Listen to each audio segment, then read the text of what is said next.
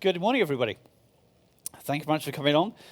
This talk is about a bunch of different things related to software architecture. It's about visualizing, documenting, and exploring said architecture. I'm going to start by taking you on a short journey. Imagine the year is 2057, and we finally invented teleportation. Hooray. So no more airplanes. Jet lag is still an issue, of course. And I teleport us all right now to there. Where are you? La Rue, yeah, France is a very good guess. It looks like there's a French road here. You have a couple of ways to solve this problem. Option number one is you walk down this leafy lane and you try and find somebody to speak to. You say, hi, I'm lost, where am I? And they can help you out. The other option is to cheat. For those of you who went to the opening keynote, there's this thing called GPS we now have. So you get your smartphone out, you open that Maps app, and it tells you you are here. Where are you? Still doesn't really help, does it? We're still a wee bit lost here. We can see our precise location, accurate to within a few meters, of course, but we're still really none the wiser. So in order to solve this problem, we need to zoom out. So this is where I live. This is Jersey in the Channel Islands. It's a small island just off the coast of France. Anybody been to Jersey? Maybe a couple. We can fix that, don't worry. This is a very cluttered, complex-looking picture, isn't it? It's got lots of greens, lots of textures on here. It's kind of hiding lots of the detail. It looks like we don't have many roads. How do we solve this problem? Let's take off the satellite imagery. So now we have a slightly different view of Jersey. And now, without that satellite imagery, we can see the intricate networks of roads and lanes. So now we can potentially navigate from one side of the island to the other. If you don't know where Jersey is, you have to zoom up one more time. If you don't know where Jersey is still, you have to keep zooming out and zooming out and zooming out to put Jersey in context. So for those of you who have not been to Jersey before, when you come to Jersey in the summer for your summer holidays, and you should because it's beautiful, I'm not being paid by the Jersey Tourism Board. When you come through the ports, you should pick up one of these things here. It's a visitor map. And the visitor map tells you enough information to start exploring our beautiful little island. It's a very, very simple, small map because it's a small island, of course. Looks kind of like this. And it's a simplified view of the world. It's mostly accurate. Has all the major place names, the major roads, the major routes. It's not got all of the intricate details. If you flip the map over to its back, there's a zoom in of the town view. Now we can see some street names and some place names. Again, it's mostly accurate. You see this thing here? So that's a marina. And it's blue because there's water in this marina. But there's water here for half of the day only. We have huge tidal ranges in Jersey. So if you kind of drive your boat in and park your boat there and go shopping in town, if you come back 6 hours later, your boat will be on its side, on the sand. So again, this is a mostly accurate map. Contrast this with an ordnance survey map. So this is a much, much more detailed model of Jersey. It's a visualization of a model created using, or now we'd use drones, of course, but aerial photography and site surveys and all this sort of stuff. And it's got lots and lots of information on here. The different textures represent different types of land. We've got contour lines. We've got every shape of every building. This is super, super accurate, super precise. But it requires a bit of intelligence to understand what this thing is showing you. The thing that all these maps have in common, of course, is points of interest. So when you come to Jersey, you should go and see a bunch of sites, points of interest. One of these things is called Elizabeth Castle. It's a small island just off the south of our island. It's a castle built in the 15th or 16th century. Beautiful looking castle, lots of intricate granite stonework. Basically built to protect Jersey from the French or the British, whoever was invading at the time. And this happened a lot in Jersey's history, of course.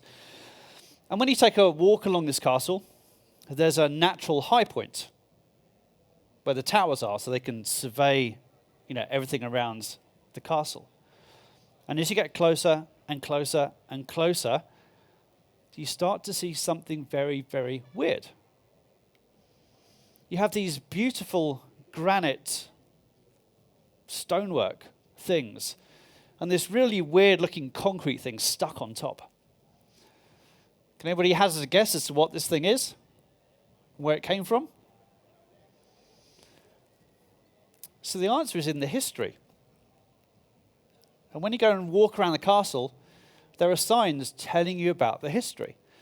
And it turns out in World War II, Jersey was one of the only places in Europe occupied by the German forces.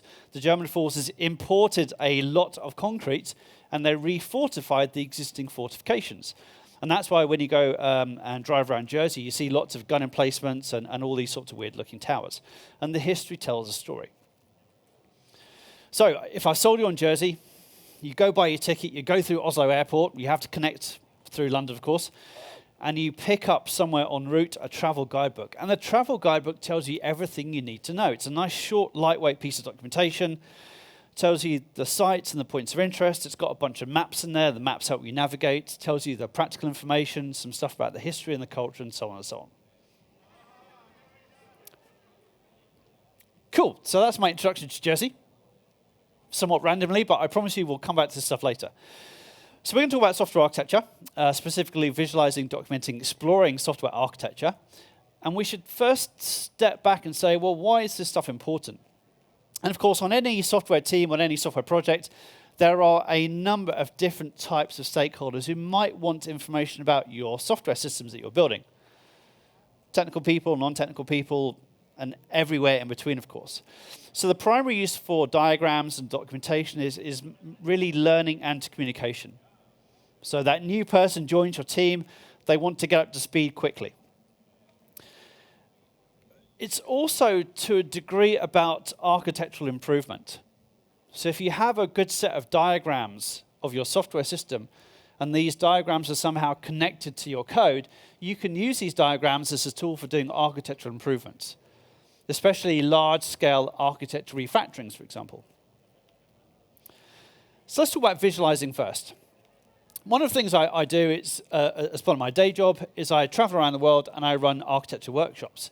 And as part of these architecture workshops, I give people a set of requirements. It's a 2-page handout. I say, break up into groups of 2 to 4 people, go away for an hour and a half, draw some pictures to somehow, visualize the design of this thing that I've asked you to design.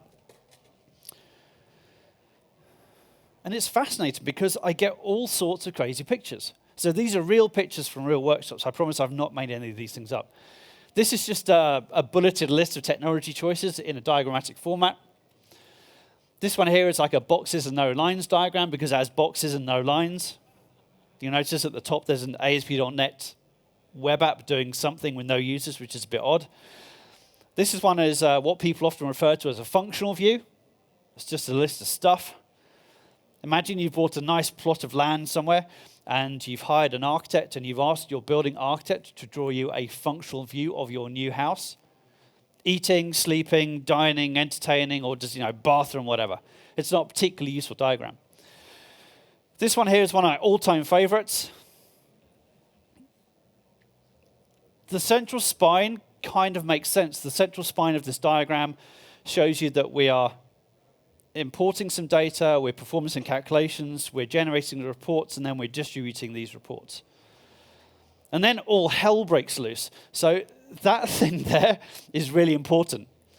And I know it's important because everything's somehow connected to it. This is like Frankfurt Airport, Schiphol Airport, London Heathrow Airport. It's a big airport hub, lots of routes around the world. On the other side, it's just a complete car crash. We've got different shapes and colors and line styles and all sorts of craziness going on. This one here represents every single software system you are currently working on today. The red box is your system boundary. Inside your system boundary, you do a bunch of stuff. And most importantly, somehow you do some business logic. Yay. This doesn't even tell you anything about the business domain that we're operating in here. This next one is what people often refer to as a logical view. Again, it's just a list of stuff. It's a very fluffy, very high level, very conceptual picture. Doesn't really tell you anything interesting. This one here is it has some good points, but there's no technology choices on this diagram. Whenever I run my architecture workshop, it's really funny. We spend the first 30 minutes of the workshop discussing architecture, and everybody in the room agrees that architecture is about the significant decisions. Significant decisions includes technology choices. So everybody's good with this. When they get to draw their diagrams, there are no tech choices ever, which is fascinating. You've heard of POCOs, plain old C# objects, I imagine. This is the homeless edition, the HOCO, homeless old C# object. At the bottom, there is a SQL Server database. At the top, there is a box labeled application, console C#. And all of the other boxes on this diagram are basically annotated C#. So there's a logger thing, a data loader, a calculation manager. So we have just a bunch of C# things, objects or services kind of floating around. I think what this diagram is really trying to say is there is a C# application talking to a database and all of that stuff lives in it. So I want to draw some boundaries to give all these C# things a home, essentially. This is another one of my all-time favorites. When I was a kid, we had these storybooks. They were called fighting fantasy books. They were choose your own adventure books. You would start from page 1, read through 10 or 20 pages to set the scene, create a context for the story. And then as the reader, you get to choose where the story goes next, depending on which page you turn to. So you have a choice. This diagram is the same type of thing. You start at the top, you go down through the diagram. You get to follow different paths through this system. There's the fail events, the complete events, the reject event over here. When I read these books as a kid, my character always died. Super annoying, because then you have to basically start from the start. Again, the diagram is essentially the same, because no matter which path you choose, they all lead to the trap. There's no escaping the trap. It's all one color. It's showing a much more kind of complex, asynchronous, event-driven style of architecture. There's some funny symbols. It's just lots of stuff going on here. This is what a lot of microservices architectures look like now, by the way. All of this stuff for, look, adding 2 numbers. I like people on diagrams because people show me something about how people interact with the stuff you're building. But we need to give them a name, otherwise they're just stormtroopers. They're faceless clones somehow attacking your system. This is very bad, of course. And whiteboards are useful. Otherwise we get pictures like this. So yeah, we don't need this thing here, we'll scrub it out. No, we don't need that line there. Oh yes, we do, we'll put it back, sorry. And we say that naming is hard. Yep. Take this to its logical conclusion, you get stuff like that. This started out life as an entity relationship diagram. You can see the little crow's foot symbol somewhere on the left-hand side. The box in the center, I think, was important because it was placed in the center and everything links towards it. And then this group, in their infinite wisdom, scribbled out that middle box. Now the diagram makes no sense whatsoever. However, they still delivered it as part of their deliverable pack. And that sticky note is the feedback, eh? I'm not kidding, like 15 gigabytes of diagrams like this I could show you, but we've got more important things to talk about. When I'm running these workshops, especially if I'm doing it in an English-speaking country, I can kind of listen into what people are saying. And sometimes when I'm listening into what people are doing in their groups, they'll often say this. They'll be drawing a box or a shape or a line or some symbol, and they'll say, this doesn't actually make sense, but we'll explain it later. And unfortunately, later never comes, because what I do is a really nasty trick. And if any of you have been in my workshop, you will have experienced this firsthand. What I do is I get groups to swap pictures. So each group has been working for like an hour and a half in their own little bubble, in their own context. They've created their own notation, their own color coding, their own symbols. And I ask each group to go and review someone else's pictures, and guess what happens? They can't do it. And so I say, well, okay, you don't understand the pictures. Tell me why. And they say, yeah, we don't understand the color coding. We don't understand the symbols and the lines and the notation. And just the whole thing just doesn't make any sense. And it turns out this exercise is pretty tough. The design part of the exercise is dead easy. It's a really, really small set of requirements. But the visualization aspects are super, super complex, apparently. And when you ask people what they find challenging, they say things like, yeah, we didn't really know where to start. We didn't know what types of diagrams to draw, what notation to use, what level of detail we go down to, both in our design thinking and in the visualization aspects, and so on and so on. Now, I should probably add at some point, I have absolutely zero empirical evidence to back anything up in this talk. Nothing. So that's my cards on the table moment. I have no empirical evidence. I've done no academic research, no studies, nothing. However, I've run this a bit in 25 plus countries for thousands and thousands of people all around the world. So anecdotally, I can say that people generally struggle with this. And you know, if you're in a software team and you want to move fast, you want to be agile or have lots of agility, you need good communication. And it turns out that architects really struggle with communicating architecture.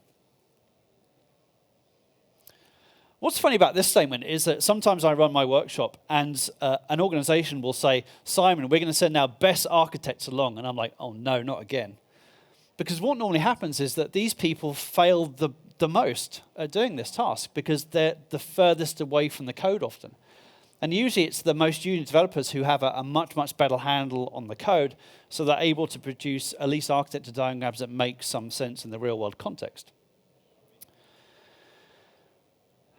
If you've never done this sort of thing before, you could go and ask some friends and colleagues. I've been asked to draw an architecture diagram, help, what do I do? They may or may not be able to help you, of course, or you could just go cheat and ask Google. If you go and ask Google what it thinks an architecture diagram looks like, it gives you that. Page after page after page of very pretty, colorful block pictures.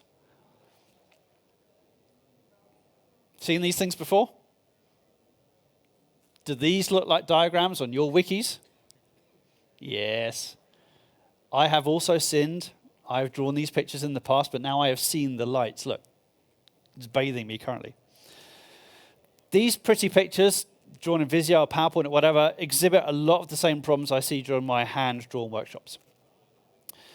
Now, you might be thinking, well, we have a notation in the software world called UML, and UML is supposed to be the standard way to do this stuff. So who here uses UML? Let's try this. I reckon that's like maybe 20%-ish. Which begs the question, what on earth is everybody else doing, of course?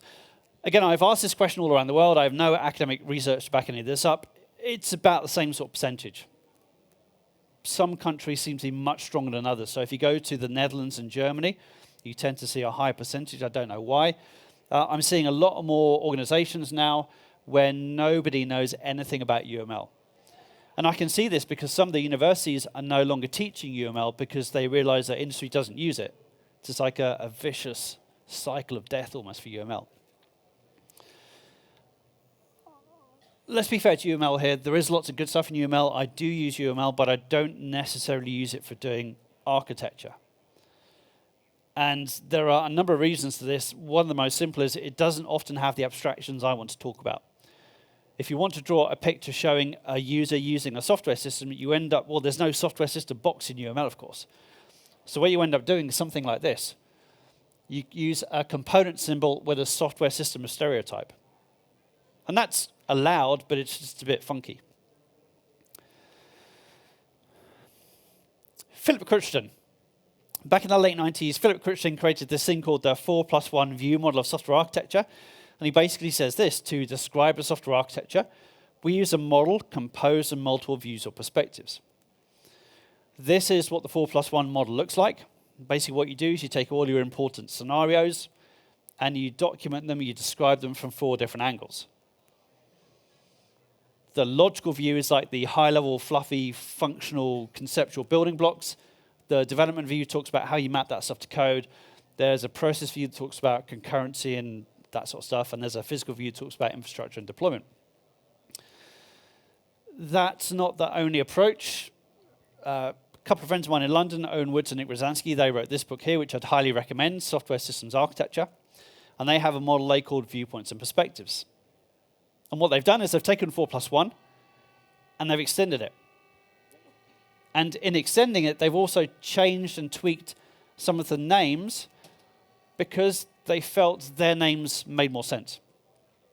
So you'll see here a functional viewpoint rather than a logical view. Every architecture book you read will do something similar. They'll change the meanings of these views.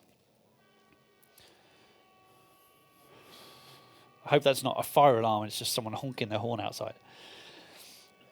So one of the things you'll notice about lots of these approaches is that there's a separation between how we view a system from a logical perspective and how we view a system from a development or technical perspective.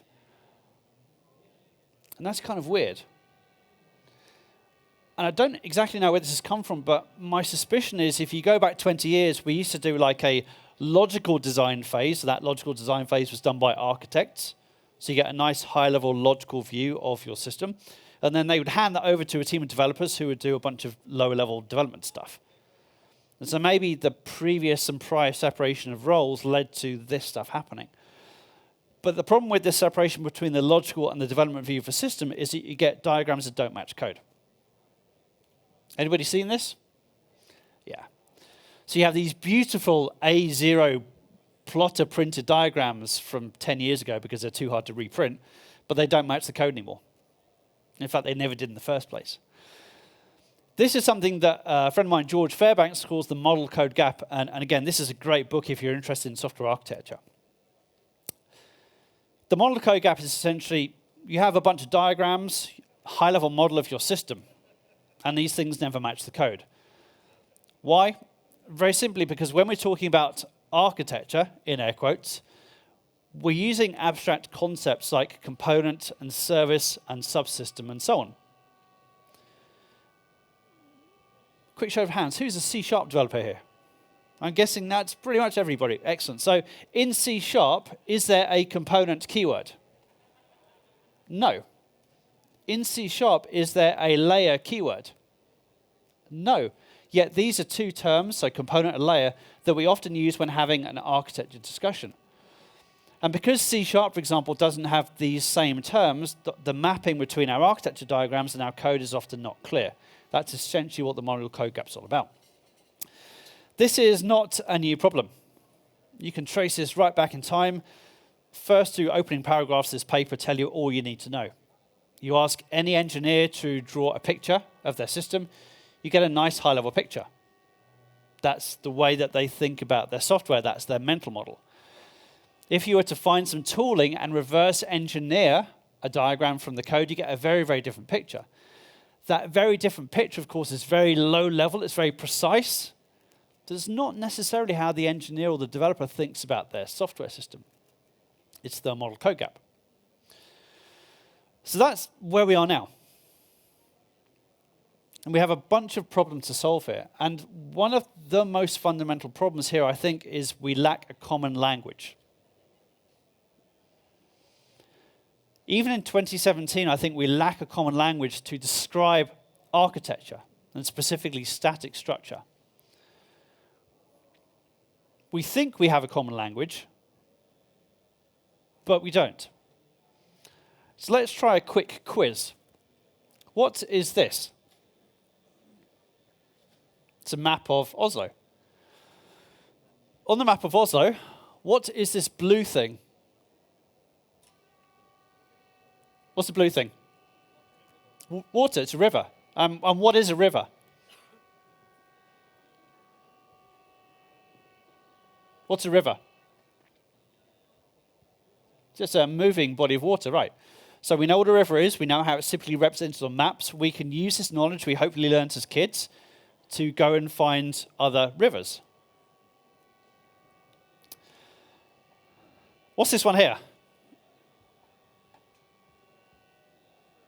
Floor plan. Floor plan for a what? Bathroom. Excellent.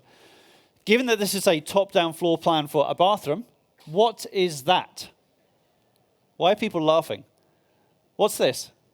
It's a toilet. What is a toilet? And now there's silence. Nobody wants to answer the question, what is a toilet? So we all know what a toilet is, hopefully. Again, this is something else we learned when we were children. And we can now plow outside and we can use this knowledge to go and find other toilets. Are there any electrical engineers here? People who dabble in electronics. Cool. A couple of ways you can represent circuit diagrams. What is that thing there? It's a resistor. What is a resistor? Resists stuff. Stops, reduces flow current, I don't know, something like that. If I had a box of electrical things here at the front with capacitors and resistors and switches and LEDs, do you think you could come to the front and find me a resistor? Yeah. And if you knew the color coding, you could tell me how powerful that resistor was. So again, we know what a resistor is. We can identify it, touch it, feel it. Let's change tack slightly. What is that? Yeah. This is our world. This is a UML component diagram showing components for some sort of university scheduling system. Given that this is a UML component diagram, what are all of the boxes? Components, yay. What is a component? It's entirely up to you. And that's a big problem we have here. So what have we got? That thing there is a database component. So that sounds like our database. The boxes on the left-hand side are stereotyped application. So they sound like applications, but I'm not sure if they are mobile apps or web apps or desktop apps or batch apps, who knows. And the stuff in the middle is just vague. I don't know if these are standalone components like microservices, so separately deployable, or whether these components actually sit and reside somehow in the applications. There's just a lot of ambiguity here. A component can mean many, many different things. Here's another example. This is a real example from a real modeling tool, and it's one of their example diagrams. It's horrendously bad. The one I like the most on here is, of course, the business logic component. What a great way to describe what you're building. If you boil this down to its essence, basically the word component means part of something bigger. Let's imagine you're building a software system. That software system is itself comprised of a web application talking to a database. We could use the word component via its dictionary definition to basically represent the web app. So the web app is a component of the system. We could also say, no, the logging component is a component of the web app. So we can use the same term to mean very different levels of abstraction, different levels of hierarchy. It's the irony of DDD. Domain-driven design, we talk about creating a ubiquitous language between us as developers and the business people. Set of domain terms that we all agree upon, so we all talk the same language. The irony here is we in this room right now do not have a ubiquitous language that we can use to describe software architecture. And that's what we need to fix. So I think UML tried to solve this problem to a degree. If you look at UML, it has a bunch of common abstractions. It also has a bunch of kind of standardized boxes and lines and notations to represent those abstractions. Whenever I see people using UML, they're normally abusing UML. And the typical classic example I see all the time is we draw a UML class diagram. The boxes on a class diagram should represent classes or interfaces. And then somebody say, well, that box there, that's not a class, that's another system or a message bus or something. You're like, what?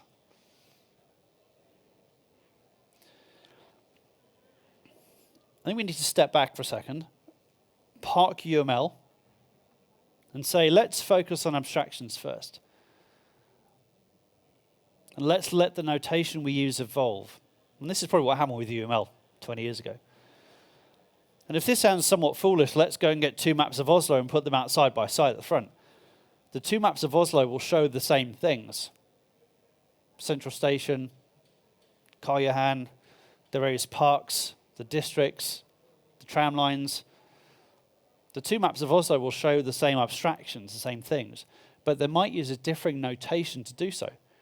Different shadings, colors, line styles, icons, and symbols. How do we decipher a map? Well, there's a key or a legend in the corner, so great, let's just use this. So map is a real, nice, simple example of a self-describing piece of documentation. It's something that can stand alone to some extent anyway. So how do we do this? How do I do this? Well, whenever I'm thinking about a software system, For me, a software system is made up of one or more containers. Now, it's a bit unfortunate that Docker became popular, because I'm not necessarily referring to a Docker container here. By container, all I mean is something like an application or a data store. Something that you can deploy and it runs your code, or something where you store data. Web app, mobile app, desktop app, standalone app, file system, S3 bucket, database, schema, whatever.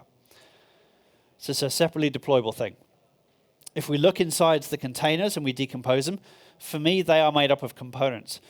I want to use the word component very specifically to mean something running inside a container, a runtime environment. It's a grouping of related functionality with a nice, clean, simple interface on top. Because we're mostly C# people here, if we look inside our components, they are ultimately built from C# classes in this case. And then we have it. This is a really nice, simple, hierarchical way to think about the static structure of a software system. Software systems built from containers, containers contain components, components built from classes, and we're done. This works great for C# and C++ and Java and other OO languages. This doesn't necessarily work for JavaScript because you don't have classes. So with JavaScript, maybe you take the same hierarchical approach and you blend it and you kind of meld it towards the tech that you're using. So in JavaScript, maybe it's components and objects, or modules and objects, or modules and functions, you choose. In F#, it's modules and functions. So again, take the same hierarchical approach and map it to the tech that you're using. Once you have a set of abstractions, you can draw some pictures very, very simply at each level in turn, and this is what I call my C4 model. You start with the system context diagram. Here's your system in the middle, stuff around it in the outside world. You then zoom in to show containers. You then zoom into each container to show components. And then you normally stop. You can go deeper if you want to. You can start to show classes or code, so UML class diagrams, for example. I don't normally do that, because that's the stuff I can get on demand from my tooling. I'm really focusing on the higher level diagrams here. And I'm also only really focusing on static structure. And this is describing the static structure from the level of the code up to the software system as a box we can't see inside of, with a couple of levels in between, the containers and the components. And it turns out that once you have a good, simple static model of your system, you can draw other views around it very, very simply. If you want to document a feature or a story or a use case, how that works at runtime, you draw a UML collaboration or sequence diagram that shows how elements in your static model interact at runtime. If you have a map of your infrastructure, physical servers, virtual servers, containerized servers, you show how your containers map onto your infrastructure. That's your deployment mapping. Quick example, just to kind of concrete everything. When I moved back to Jersey in 2008, I built this thing here. It's called techtribes.je. It's a simple content aggregator for the local tech industry. I've recently taken this site down, but story still stands. All this site basically did was list local people, businesses, blog posts, tweets, events, and jobs. This is a context diagram for the Tech Tribes system. The box in the middle, that's the thing I built. That's Tech Tribes, the system. At the top are the various types of users. At the bottom are the other systems that I depend upon. So Twitter, GitHub, and blogs in this case. If this was like a Google map, going back to my introduction about Jersey, we could select the Tech Tribes box and almost pinch to zoom in. So this is level 2. This is the container diagram. And all I've done here is I've expanded out and exploded out that system context to show you the containers that live inside the Tech Tribes boundary. In essence, there's a web app at the top, a console app at the bottom, and some data stores in the middle. This diagram doesn't tell you anything about deployment or failover and backup and clustering. This is just a logical view of the containers that make up the system. These things are separate deployment units. Again, if this is interactive, we could select it, pinch to zoom in. We get to see the components inside the content update application here. And it's the same deal. We select that thing there, the tweet component. We zoom in, we see code. So it's a very, very simple set of diagrams to ultimately navigate down to code from a high-level picture. And the diagrams are like maps. It's the same thing. You open up your smartphone, you come to Jersey, you press a little GPS button or you do a search for Jersey, you get a picture. Sometimes you have to zoom in or zoom out depending on what information you need.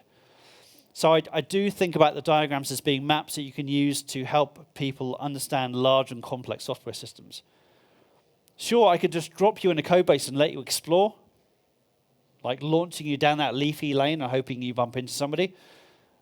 But we have a more sophisticated way to deal with this. There's a whole bunch of detail about notation that I'm not going to talk about during this talk. If you go onto YouTube and do a search for my name and the art of visualizing software architecture, I have a much more detailed talk that talks much more about notation and that sort of thing. So that's diagrams, that's visualization. Let's talk about the stuff that nobody really wants to talk about ever, documentation. We used to see a lot of documentation being produced, almost too much. And then, of course, in 2001, the Agile manifesto came around, and it says this: we value working software over comprehensive documentation. And this makes perfect sense, but the unfortunate misinterpretation is don't write documentation ever. And I have seen teams generally flip-flop from one extreme to the complete polar opposite. And when I go and visit them and say, so how much documentation do you have? They go like, not much, by which they mean none. And that's great until people start leaving. As Dylan said this morning during the keynote, why does this work? Or how does this work? Or, why have you done this the way you have? Well, I don't know. It's always been like that. And that stuff never gets written down, of course. A lot of people say, well, you don't need documentation because the code tells you everything. And that's not simply true. That the code doesn't tell you the whole story. Even if you have nice short methods, variable names that make sense, you've got nice intentful method names and everything, there's still a bunch of information missing from the code. And that's the stuff I really want to capture here. Typically, we use something like a SAD to capture this. It's funny that this is called a SAD because that's how it makes us feel. Especially when you have to write these things and nobody's ever going to read them ever again. I like the typical content in these documents, but the implementation strategy is often somewhat lacking. Now, these are really boring, dry documents. They're hundreds and hundreds of pages. They're really hard to update, and they're stuck on some SharePoint site somewhere. So what I do is I say, well, let's go back to the travel thing. We like travel guidebooks. Travel guidebooks are nice and lean and lightweight. They give you enough information to get some context, to understand the major things that are happening in the city, town, country you're visiting. And they give you a good basis to start exploring. So let's use that same metaphor. So I like to think about my documentation as being like a software guidebook. This is a piece of lightweight supplementary documentation that essentially describes the stuff you can't get from the code. It has a bunch of maps. The maps help you navigate. That's where the diagrams come back into play, of course. Most software systems are really boring. They're just the same pattern repeated over and over and over again. You can see this especially with web applications. It's a model view controller 4,000 times. Let's not document the 4,000 occurrences. Let's document the interesting patterns and say, this pattern is repeated everywhere. That's all you need to know. Things like history and culture. So how did your system grow to be how it is today? Sometimes you can walk into a project and it looks like it's been designed by two very different architects. And maybe that's because it has been designed by two very different architects. Maybe one quit and one joined. And then there's all the practical information. How do you support and deploy and operate this thing you've built? And my simple advice here is basically describe what you can't get from your code. It's as simple as that. Resist the temptation to describe how the code works and kind of take it up a notch, take it up a level. And for me, this is a constantly evolving thing. So we're not going back to the comprehensive document-driven world of waterfall. Create the documentation at the same time you're creating your software. And the scope of this thing is a single software system. And the reason I make this point is very simple. I have a customer in the UK, and they have a 20-year-old system that runs their entire business. A few years ago, they did not have a single document that described how that 20-year-old system worked. What they did have, however, was 20 years worth of project documentation. Imagine you go and join that organization on Monday. Your first job is literally to read through 20 years worth of documentation, doing the diffs in your head as you go through the years to try and figure out what you've got today and how to work with it. So for me, the documentation refers to a product, a software system, and every project is a change set to that single source of information. There's a whole long discussion here about what type of stuff do I include in my documentation. This is my very kind of simple starting point for a document template. It's describing something about the context of the system we're working with, something about the architectural drivers, so what are the key functional requirements, the key quality attributes, security, scaling, performance, what are the constraints of the environment, what principles are you trying to adopt as a team. That tells you how people got to the design. You talk about the design itself from different levels of abstraction, and then you talk something about the infrastructure, deployment, operational aspects. You might also want to keep a decision log of your major significant decisions, maybe just using free text or Michael Nygaard's architecture description record. Sorry, architecture decision record is a good way to do this. That's my template. It's very straightforward, very simple. ARC42 is another popular template you might have come across. Again, same type of content, slightly different naming, slightly different order. I don't care which one you use. They're both pretty much the same anyway. People often ask me, how long should this documentation be? What I really want is, imagine I join your project team. I want something I can read in like 1 or 2 hours with 1 or 2 of Rob Ashton's very, very nice coffees, just to get a nice basis for exploring your code base. So it's to give me a good starting point for jumping off into the code. I often get asked, how do you keep this stuff up to date? From a process perspective, if you have a definition of done for your tasks or stories or features, you add a line to the bottom, and all it says is, have you updated your diagrams and documentation? And then the changes are very, very small deltas. We can also throw tooling at this, which we'll talk about in a second. And similarly with formats, what format do we use? Again, it doesn't matter. The content is the important thing here. So let's quickly change tack and talk about tooling, because when I've done this talk in the past, people always ask me afterwards, what tooling do you recommend for this stuff? In terms of diagrams, we'll take a kind of diagram-centric view of this. When I'm doing an upfront design exercise, I will always use whiteboards and pieces of paper, because it's just a much bigger collaborative space to do, pair architecting and collaborative design. Once you start writing code, or once you need to start formalizing your diagrams, your documentation, taking photos of whiteboards is okay, but people often like to start using tooling to convert this to a slightly nicer format. And this is where tools like Visio come into play. So there are a whole bunch of general purpose diagramming tools out there. Visio, OmniGraffle, Glyphy for integration with Confluence, Lucidchart, Draw.io, Creately. There are millions of these things out there. With great power comes great responsibility. You can draw anything you want in these tools. And because the diagrams I showed you briefly are just boxes and lines, that's all you need to do. You need any tool that supports boxes and lines. These tools are a bit clunky. More importantly, they are just static diagrams. If we have 3 diagrams like we do at the top here, and let's say there is a GitHub box at the bottom, and I want to rename that across 3 diagrams, I have to rename it 3 times. There's no underlying single definition of every box, so that's the thing you have to bear in mind here. I see a lot of people migrating towards text-based tooling these days. Stuff like plant UML, web sequence diagrams, YUML, nomnoml, or however you pronounce it. Basically what you do, this is web sequence diagrams, you write some text, a stereotypical Alice Bob example, and it generates some diagrams for you. This tooling is quite nice because as developers we like text. And we have lots of tooling to support text. So we can do things like version control the diagram sources. And we just type some text. We can do search and replace on these text files to do global replacements of names and things. You get a lot of power with these tools. You don't necessarily get much control of the resulting pictures, but there's a lot of interesting stuff you can do. There's a whole bunch of stuff you can look up on Twitter called it's @doctoolchain.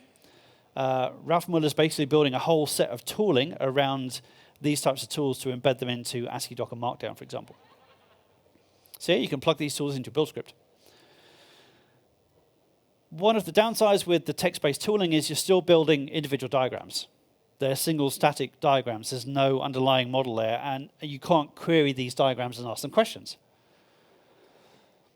If you take this concept one step further, you get to something called architecture description languages. Let's try this. Has anybody here ever used an architecture description language?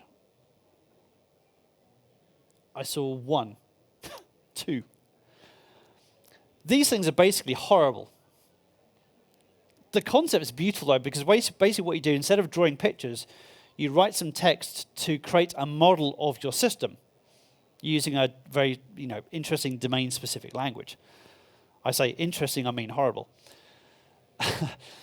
These things are not really used much. You'll find them in academic and research circles. If you go and look up any of these names, you'll often end up on a web page that really looks like it's come from 1997. And that's because these things are basically stuck in the past. So really interesting concept. You write a textual model of your system, and then you use other tooling like GraphViz or YED to describe and visualize those graphs. So nice concept, implementation never really works. We should probably talk about modeling tools, of course. There are a whole raft of modeling tools out there. Different notations, of course. You've got UML, you've got SysML, which not many people have heard of. You've also got Archimate, which is pushing more towards the kind of enterprise architecture space. Spark's Enterprise Architect is probably the tool I see the most out there. It's relatively cheap. It's not particularly easy to use, but it's one of the more popular ones.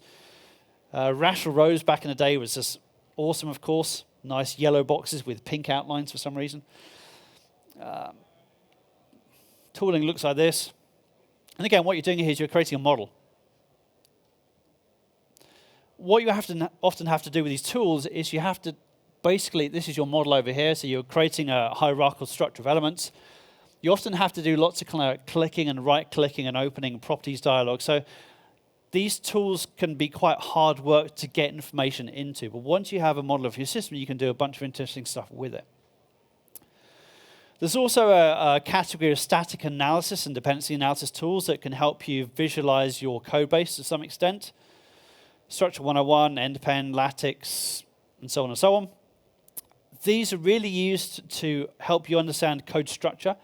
They're not normally tools you'd associate with creating architecture diagrams, especially the type of architecture diagrams that you want to show to new joiners or doing a sales presentation or something like this. So they're very low level, very technical, very precise once again. There's a really interesting article on infoq.com a few years back, 2009. It was a virtual panel on the future of software architecture documentation. Bunch of famous people here, Owen Woods, Grady Booch, Len Bass. I've highlighted some of the points they raised here. And everybody kind of says, yeah, it'd be really interesting to get architecture documentation for free with the push of a button, to embed information into our code bases, to create the type of documentation that a new developer could easily and readily understand. And this is in 2009, and I still don't think we're there yet. We often do this silly comparison between software and the building world, so let's do that. The building world does not use Visio. If I were to task you to go and design me the next tallest building in Dubai, you don't get Visio out, hopefully. You probably use a modeling tool like AutoCAD. You create a three-dimensional model of your building, and you surface different visualizations based on the data in that model. You know the irony with this, don't you? We as software people build these tools for other people to do modeling, but we can't do modeling ourselves. How crazy is that? It's worth pointing out here, of course, that any diagram you create manually, if it's not connected to the code, it's basically useless as far as architecture improvement goes. because it's really easy to lie. And I see this all the time. I work with those organizations, and let's say they're building an ASP.NET web app. And I say, here's a whiteboard, draw me a picture of your web app. And they draw this beautifully, strictly layered architecture diagram. Presentation, business, data. And all the arrows go downwards. You're like, oh, wow, this is amazing. And then you look at the code, and all the arrows go up and down in all sorts of crazy ways. And like, well, you just lied to me, didn't you? And that's the problem with manually drawing pictures, of course. We could reverse engineer the pictures from the code. Anybody tried this? What happens? Get a mess. Is that because your code is a mess? Sometimes. It's normally because the tooling doesn't really know how to present the data in a good way. Here's a really small sample code base. And look at the automatically generated UML class diagram. It's hopeless. This is a toy app with 30 classes. Imagine this is your enterprise app with thousands and thousands of classes. It's just showing the wrong level of detail. This is like me coming to Oslo for the first time, getting outside Central Station, being completely lost, opening up Google Maps on my phone and switching to Street View. So now I have the Street View here and Street View on my phone. It's a stupid way to navigate an unfamiliar environment. What I need to do is zoom out to get back to the top-down view so I know where I'm heading at least. So that's a quick summary of the tooling. Now, I really like the architecture description language concept, but the implementations are horrible. So what I've done is I've created my own. Well, why not? The key difference between the one I've created and the other ones is that you can run mine. So I have an executable architecture description language. And this is a couple of open source projects you'll find on GitHub called Structurizers. There's one for Java, one for .NET. And what I'm trying to do here, and this is a little bit of a sales pitch, so I do apologize in advance. What I'm trying to do here is provide a way for development teams to easily create a good, rich model of their software system using the tooling that they typically use day to day. It's the docs as code thing you might have seen people talk about. I have a website called Structurizer. Structurizer is my kind of startup company. So again, apologies in advance. It's a short little sales pitch. It's a way to visualize, document, and explore software architecture. Essentially, it's an implementation of the C4 diagrams in a software as a service format. In essence, what you do is you use the open source library to write some code, and your code describes what you'll get out with the diagram. So in the .NET class library, there are a bunch of classes representing people, software systems, containers, components, and you basically instantiate them, create objects, and wire them together. So that's how you create your graph, your object model. If you're sitting there thinking, this is absolutely stupid, why on earth would you want to write more code to create diagrams? The answer is because once you start writing code, you can use things like reflection and static analysis. So you can write a little program, write some code that uses reflection. This is all built into the Structurizer.NET library. And you can go and find components in your code base.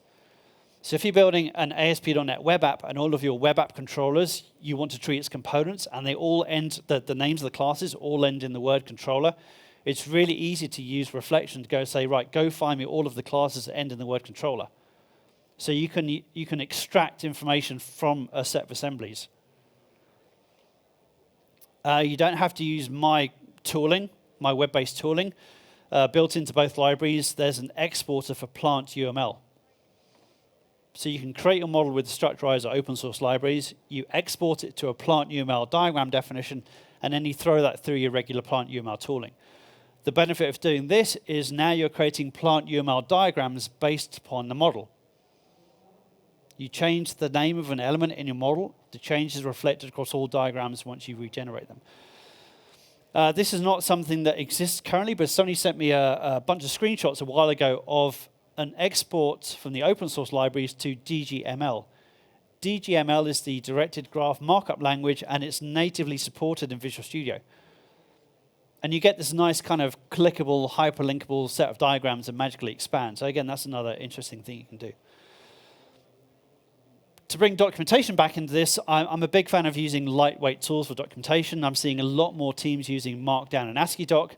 So again, something you can do with the open source libraries is you can bundle the Markdown and ASCII doc in there as well. So you're creating a single model of all of your stuff. And because it all lives together, you can do things like embed diagrams. You can also plug all of this into your build systems. So again, this is a very, very simple way to keep your artifacts up to date. So I just want to quickly finish on exploring a code base. And of course, once you have a model here, you can do some interesting stuff with it. The structurizer.com, the software as a service, is a free plan you can sign up for, and all of these visualizations are available in the free plan. And these are really simple JavaScript D3 visualizations that you can do yourself as well.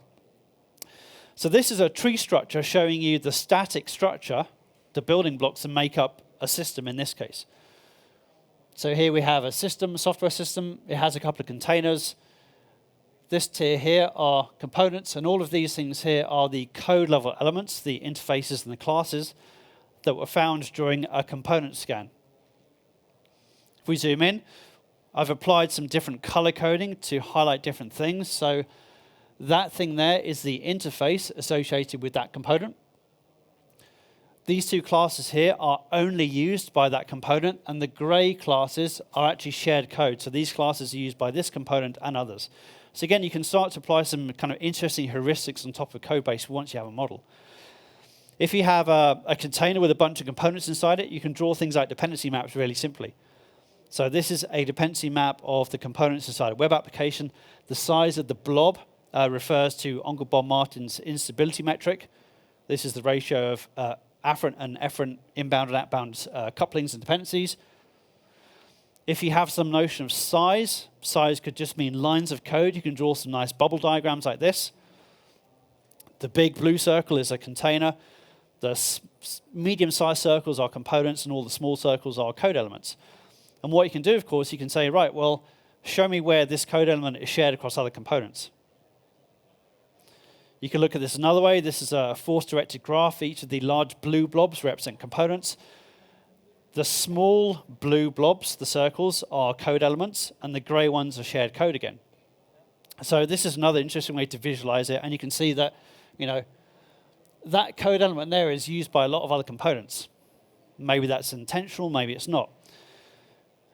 Because you have a model, you can say, right, well, let's highlight all the public types only. So forget all of the package-protected internal types. Let's only look at public types. And now you can start to see interesting things like, well, we have a component here, and it has a public class, and that public class is only ever used by that component. Why? You can look at this data another way.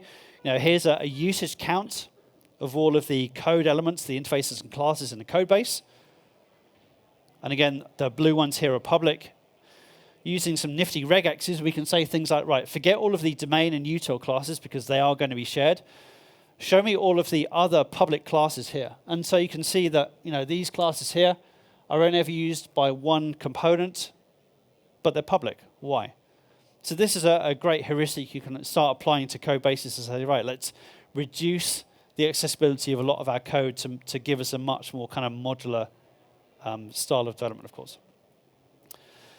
So that's exploring the code base. Once you have a model of your code base, you can do a bunch of interesting stuff. Couple of slides just to finish up. Number one, the 1990s called and wants its tooling back. Right, please stop using general purpose tools for doing architecture work. Visio, OmniGraffle, Glyphy, just don't use general purpose diagramming tools. We need to start using tools that are better suited to doing modeling. And that's something I do want to promote here. I want to promote modeling over just drawing diagrams. If we look back 10 or 20 years, we used to do a lot of modeling. And modeling completely fell away. It went out of fashion when we switched to doing, agile stuff. We threw the baby away with the bathwater. And I think creating a model is a good way to get some more intelligence about your software system. And this doesn't need to be a very large, complex, and bloated set of UML tools. You can do, you can create models very, very simply. And no matter what type of diagrams you draw, no matter what type of tooling you draw, focus on the abstractions first. When you go back to your teams and you want to draw a set of architecture diagrams, sit down for 5 minutes at the start of the meeting, understand the abstractions that you want to use to describe your software, so work out your hierarchical set of building blocks, write those on the wall somewhere so everybody knows exactly what they mean, so create that ubiquitous language, and let the notation you use evolve as a secondary thing. That's basically me. If you want more information about any of this stuff, I've got a couple of books on LeanPub. There's a bunch of help documentation on Structurizer. If you go to my Twitter profile, I've pinned this tweet to my profile. And there are a couple of A3 kind of poster cheat sheets around visualizing, documenting architecture that you can grab. I'm around all day. If you have any questions, just come up and grab me later. Thank you very much. Enjoy the rest of the day.